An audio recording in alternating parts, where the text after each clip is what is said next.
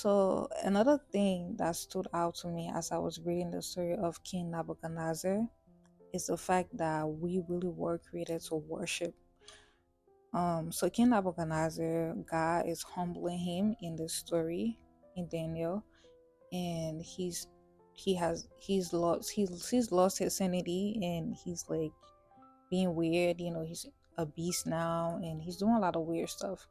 But before God restored him, there was something that he did, and that was when he looked up to heaven and when he acknowledged God, and he acknowledged that God really was the ruler. God was really the one that was in control. And as I'm reading that, it's just like a reminder of our position, like of it just reminded me of our position, like as humans and as God's children. And it's simple, like we're really were created to worship.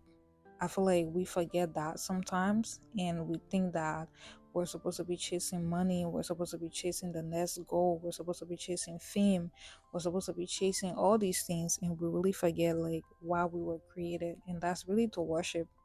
I mean, when King Nebuchadnezzar realized that God was in control, the first thing he did was like he worshipped, and he was like, wow, you know God is powerful, and it is because of God that I have all of this. And that's when he wrote a letter to like so many kingdoms, and he wrote a letter to so many people telling them about the goodness of God and telling them about who God really is and how God is the one that's in control, which is what God wants us to do.